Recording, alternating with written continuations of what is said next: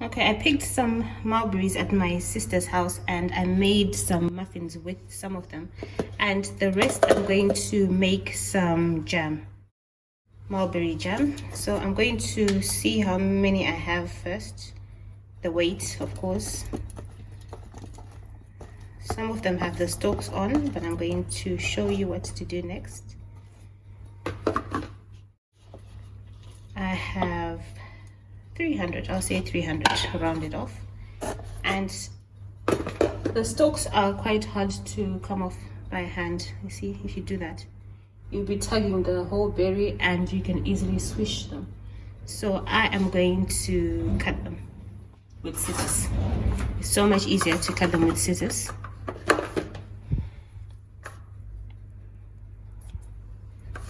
And when you cut them, just put them back in the pot.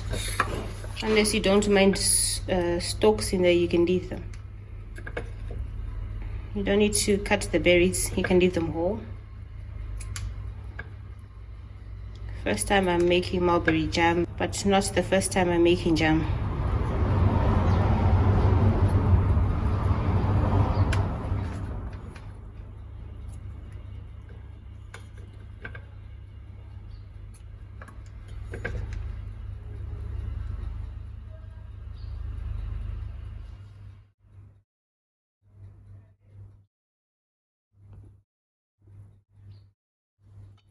I'll just carry on this process until you're done, and then I will show you the next step. Okay, now finally the last one. So when I make jam, I add equal amounts of fruit and sugar. So I'm going to add some sugar in here, about 300.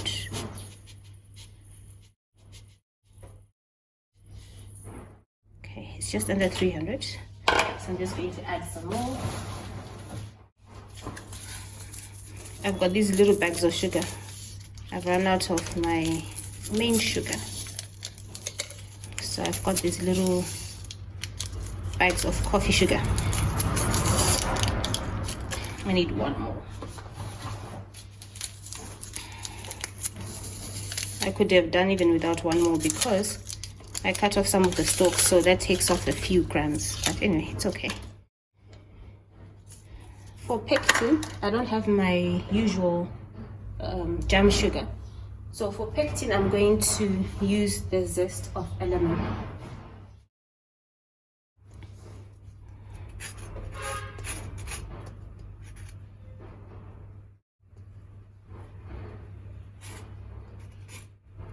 You can use a zester or a grater.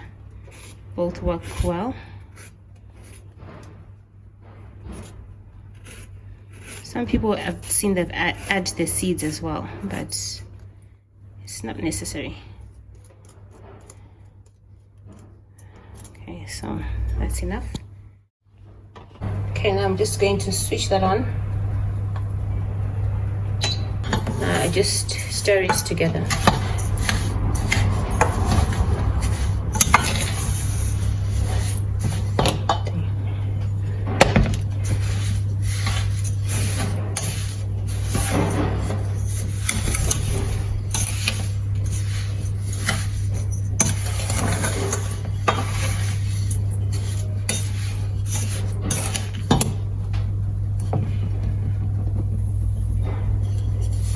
Once the heat starts to get to the fruit, it starts to bleed, which is a good thing, breaks it apart. So I'm just going to leave it now. I just stirred it a little bit and I'm going to leave it until the fruit starts to bleed, and then I'll stir some more. Okay, so the fruit has started to bleed. You can see it's getting all juicy like that. You keep on mixing it until the sugar dissolves. It smells amazing already, absolutely amazing.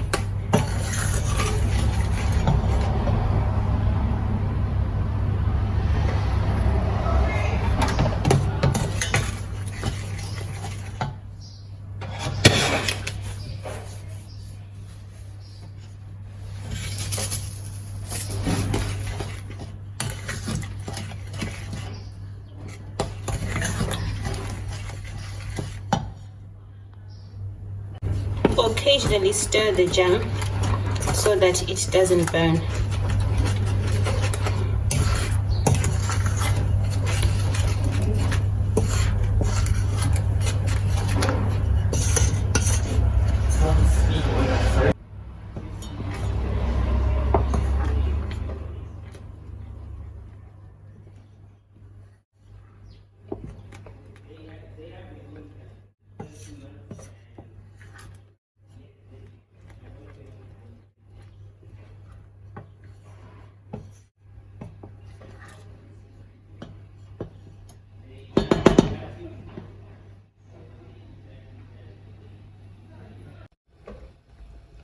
You can see it's still bubbling, but it's quite runny.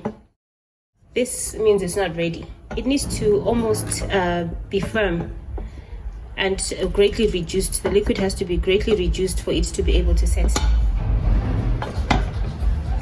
You can use this method where you put some of this on a plate, a cold plate. If it sets quickly, that means it's ready.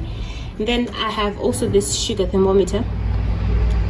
It has the jam stage, so you can attach your sugar thermometer to your pot.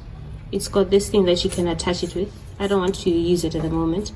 And then you attach it to the pot, and then you let it go to 100 where it says jam, just over 100 there, and then it will be ready. But I've noticed that sometimes this setting seems to be too high, because my jam sets rock hard if I follow this temperature gauge. I don't know why. So I now eyeball it. I don't use it as much as I used to in the beginning, or maybe just depends what fruit I've used. I don't know.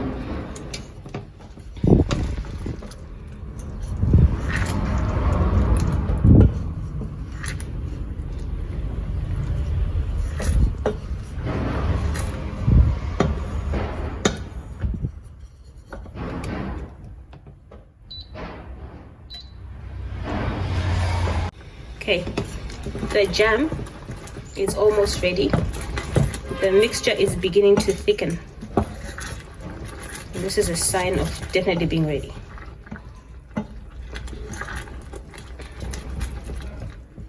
Just a few more minutes on there.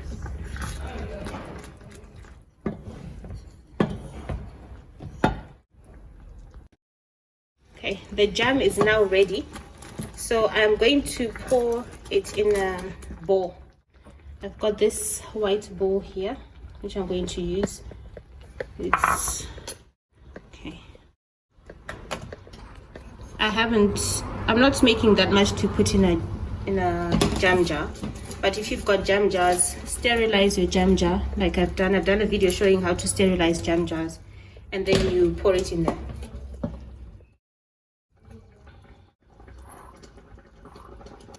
Okay, the jam is ready. I'm going to pour it into this bowl to set. I'll leave it setting. What you can actually do is, before you pour your jam out, you can actually leave the fruit to settle for a bit in the pot, maybe for about 5 to 10 minutes. It just makes it distribute in the jam more rather than pouring it immediately. Okay, so I've left my jam to sit for a bit, and now I'm pouring it into here. If you're making a lot and you're going to store some, you can do that and sterilize your jam jars before you use it. So I'm going to leave this to set, and then I am going to come back to it later to show you.